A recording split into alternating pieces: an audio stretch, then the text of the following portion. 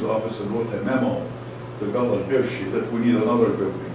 So the other building that they build now, the Michael Hooker, we already had a memo about we need another. You're kidding. I think people forgot about it. I didn't. As a matter of fact, people say, "What do you mean you just got a building?" So we just want to be in line. Oh my goodness. Oh my. But then Bill Roper came and he pushed it. Right. Yeah. But even after we got the building, we realized that that's not big enough, and we need one. So, and I think if you dig in the documents, Garland Hershey would have had a memo from me asking that the School of Public Health needs a third building. I'll have to see if I can find that in the archives. So, let's see, how's our time? Well, our time is okay, but it is running. Let me just see now.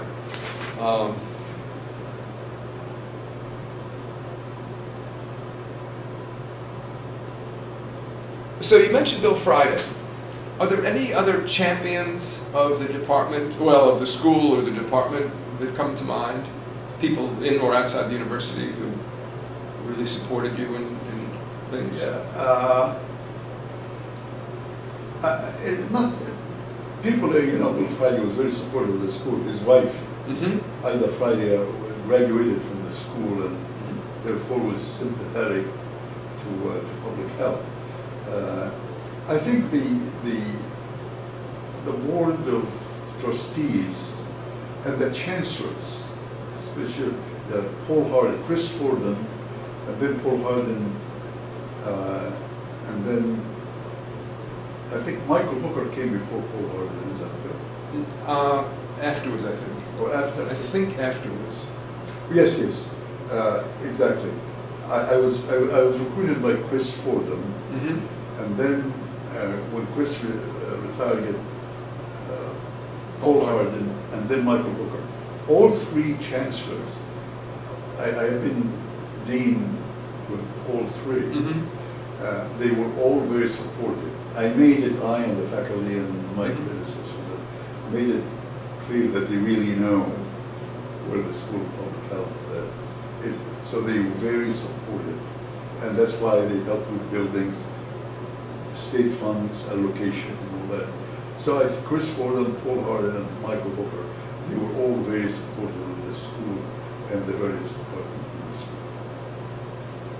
And well, I'm going to ask you about what you regard, looking back, as the department's most significant accomplishments. Yeah. But before we get to that,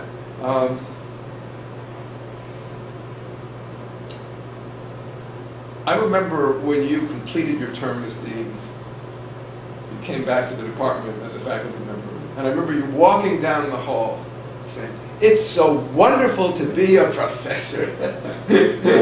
Freedom. That's right. You finally got your dream. Yes. Without it, after years and years. Because as a professor, the decisions you make, you still have to work hard and publish and teach. It's not easy job, but easier than when you have to deal with issues that will affect people, and you have to make decisions that sometimes are popular, and you always have to be careful about pleasing everybody, and there's always somebody who's unhappy with what you do. You have to have thick skin, because you're going to be criticized, even if you're very good. And people don't go out of their way to compliment you, but they go out of their way to criticize you. So, tremendous burden, but you roll with it and you get used to it, and sometimes you want it because it gives you the ammunition to do better. So, as a professor, you get stimulated with research questions and publishing a paper.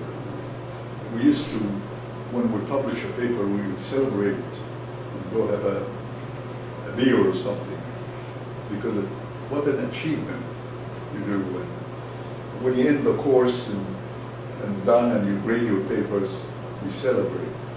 These are nice things to do, which are hard to do and difficult to accomplish, but a lot takes different mental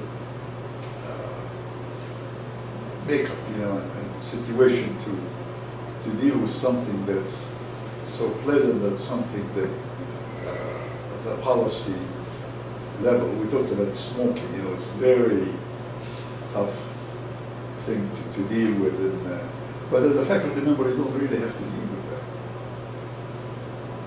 Yeah, I remember the whole saga of the smoking. When I first came to the school, yeah. it was actually a year after you did. I came in '72 as a student in health education. And I was amazed that there was smoking in the classrooms. Oh yeah. Ashtrays everywhere. Yeah, sure. When you go to American Public Health Association, they have this the keynote address with thousands of chairs, and on every chair is a little ashtray. Really? Oh my goodness. It's changed completely. Yeah, the smoking in the school was fascinating to see that.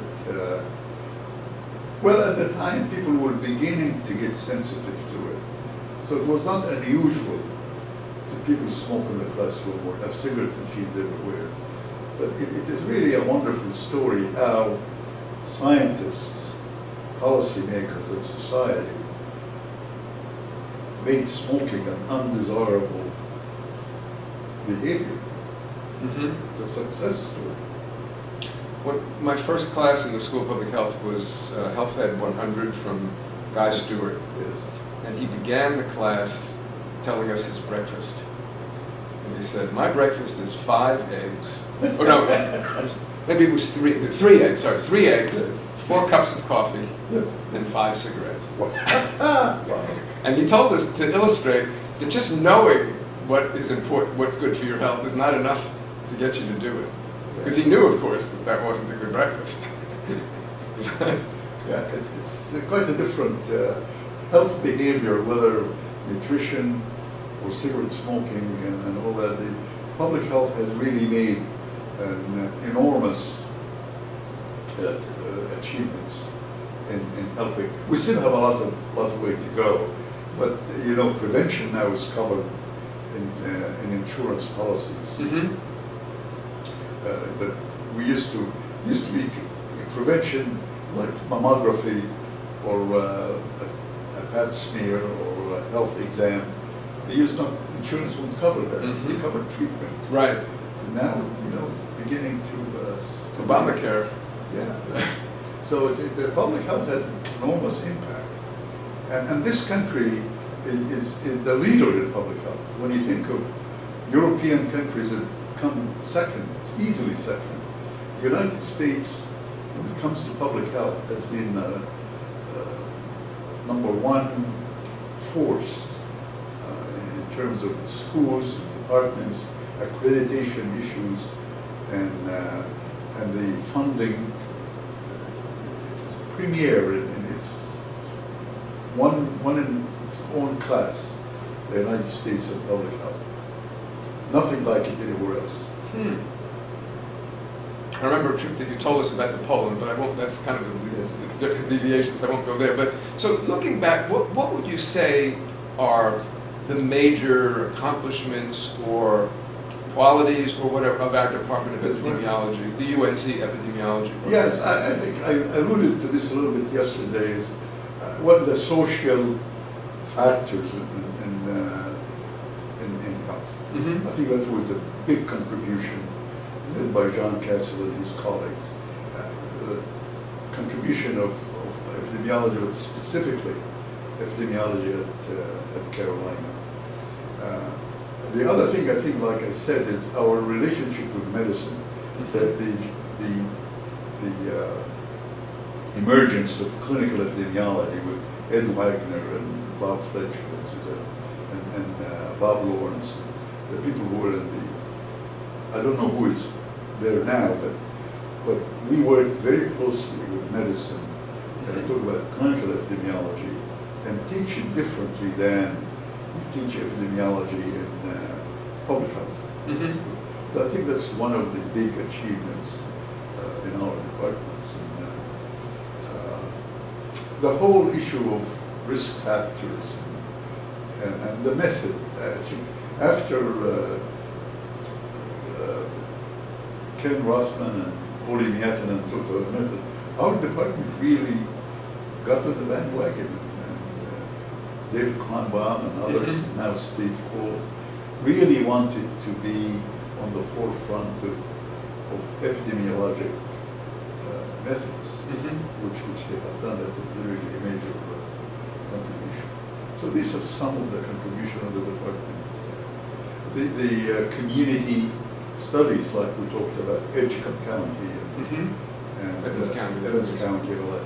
These were kind of and the major contribution is producing students who have had these kind of values that will go out and kind of replicate the kind of thing they learn. I think that's a major contribution of all, like other departments, but the philosophy they get at Carolina, they take it with them when they go to another place. I think it's really a major contribution. You know that our department has 4 university presidents among our graduates. You know that. So, yes, I think that's a very good point. Yes. That it's like your children accomplish things and your students accomplish things, and that's a major contribution. Exactly. Yes. So, I'm fascinated by having worked now in Hopkins a little bit, and I said that I'm so happy to be working for #1 School of Public Health, but I'm equally happy that I have worked for school #1 School of Public Health as well, state-supported school. Our school is really neck and neck with Hopkins, one of the 2 great schools, and I can see that working in both, the values of the quality of education and the quality of faculty, very much a lot of similarity. The size may be a little different, but the quality is there, and I can see that when students at Hopkins said that, I talked to them that when they apply, I said, are you considering somewhere else? They said, we're considering either Hopkins or Carolina, which is kind of nice. And I suppose people at Carolina apply to Carolina and say, I'm considering Carolina or Hopkins. It's a nice position to be in. Because we have the better weather. Yeah, that's right. So you mentioned, I'm going to let us wind it up in a sec, but this one other thing I wanted to ask you about, or just talk about, the question I asked yesterday, Yes. which I realize you probably weren't anticipating, but you knew I'd ask the question. So you mentioned the department is known for social factors, for its concern, its awareness of social factors. And the emphasis at the time, though, was on how social factors might affect one's physiology. So, for example, type A behavior, which we didn't study, but we certainly were conscious of, increases a person's risk of cardiovascular disease. So the social is getting into the body, so to speak. But a whole lot of public health is influenced by the behaviors of people toward others. So the violence, of course, is one of the most vivid illustrations of that. But violence. I mean, where behavior of some people harms the health of other people. Yeah. But the cigarette industry, so people spend, the companies spend billions of dollars to get other people to smoke. Yes. Or they spend huge amounts of money to get handguns, yes, cheaply, readily available in many hands, which we know will be used. Or, all these various things. And climate change is another one, where we may be destroying our ecosystem, and not because, well, we need to put bread on the table. In the United States, that's not our problem. We have lots of bread. We don't always distribute it evenly, but we have lots of basic necessities. But for ever increasing amounts of consumption. And is that maybe a kind of behavioral pathology? That humans are distracted? And the reason I think this is a question for epidemiology, not simply for the social sciences or ecology or whatever, is that there are strong biological influences on our thinking and our behavior. The whole neuroscience revolution that's going on is demonstrating that we are not necessarily rational thinkers or rational actors. that there are hormonal influences, there are genetic influences, of course, there are probably nutritional influences, there are environmental influences of all sorts. And could epidemiology actually begin to study that, to develop the epidemiological contribution to the science of what leads people to think and behave the way we do? Oh, it's a wonderful question, Vic, and maybe Epidemiology Reviews would like to do an issue on that someday. well, I think what happens is if the way you describe it, that's what it is. And it sounds very complex, which it is very complex. And no one science could study that whole thing. What we do, like science always does, take a piece of it. Study gun violence behavior against suicide. State laws about guns, whether you have a magazine of 50 or 20, or whether you hit or you do background checks. I'm actually going to do the issue on epidemiologic review. I'm working on it now on gun violence. So putting together studies to do that. So we only do a little bit of each. Study state regulations against with guns and look at suicide. So the total picture that you describe is very complex. And the only thing we can do in science is take a piece of it and study it. Somebody else take another piece and study it. And eventually you put it together gradually. So will we ever come to explain the entire ball of wax? Maybe 100 years from now. But the answer, because is we do it piece by piece, little by little, which is science results are incremental, and put it together and add it up, and eventually understand part of the problem. We'll never really understand the whole thing. I'm not sure that answers your question, except to say that we contribute, we can do it, but we can do it a little at a time. What's you may have the answer. Well, I remember years ago, you would talk about synthesis as being one of the key contributions of epidemiology. Right. Because epidemiologists, unlike most of these other scientists, work with psychologists, work with physiologists, work with geneticists, work with biochemists, work with physicists, and so on. And epidemiology puts together in a way that is applicable to human health. Right. And so there are lots of different studies going on about specific aspects of effects of behavior, influences on behavior, systems thinking about how things affect in broader contexts.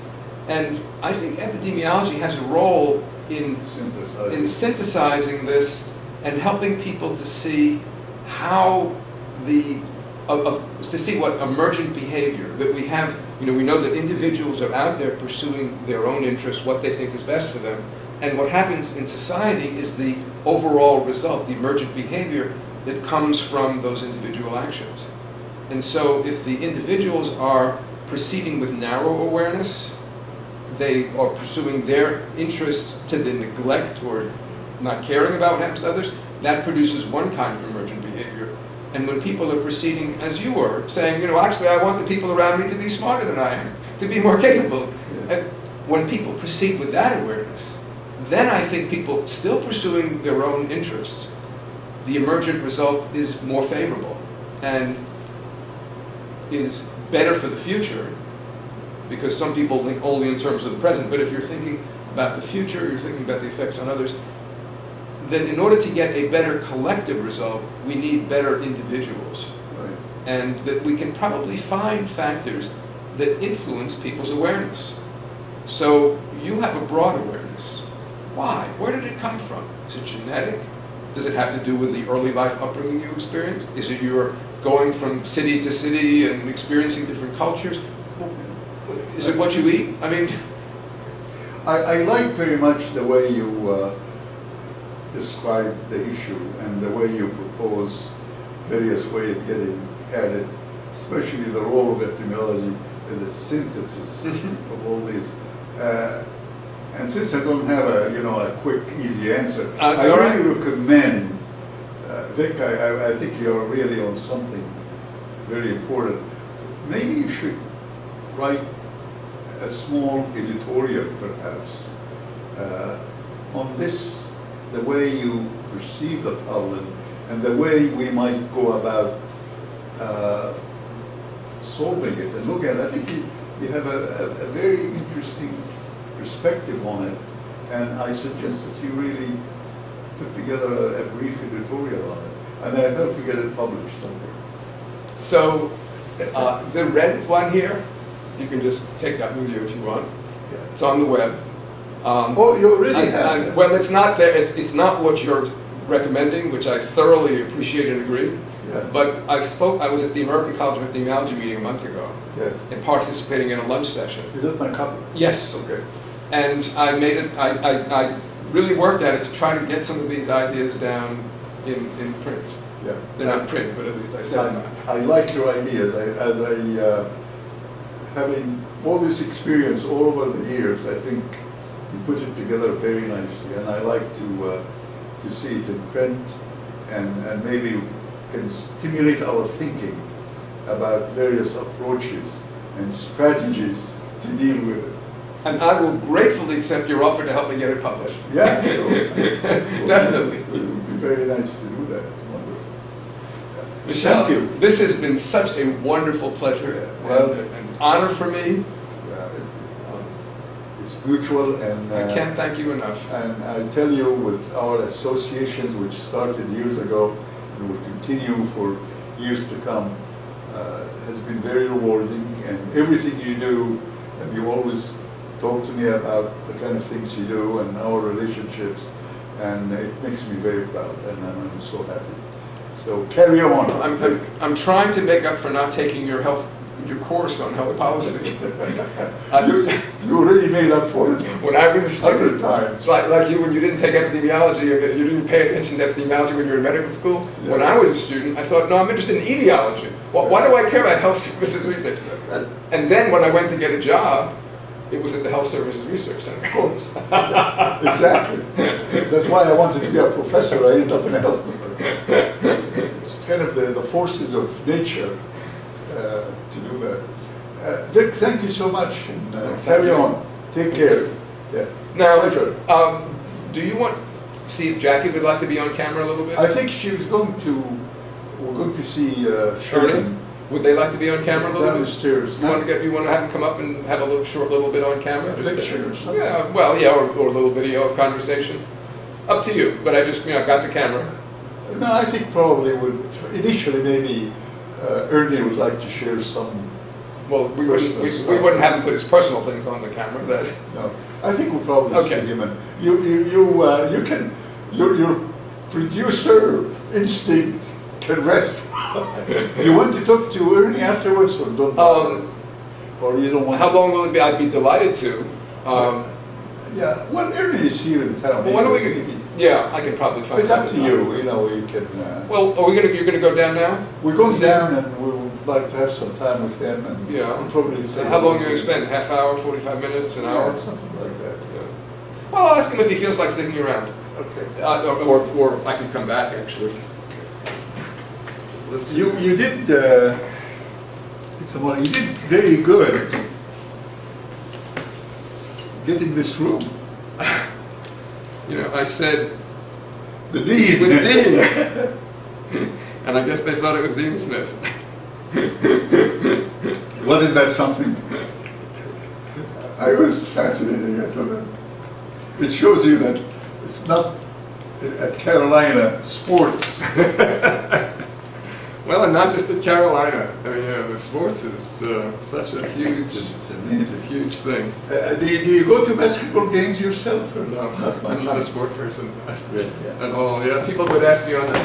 Because it's really hotbed for basketball. I see people on the elevator sometimes, and they say, "So, what do you think about the game last night?" What game was this? we are baseball fans now. Well, the Baltimore Orioles used to be my team. Yeah, they're doing very well. I was born in Baltimore. So that was the team I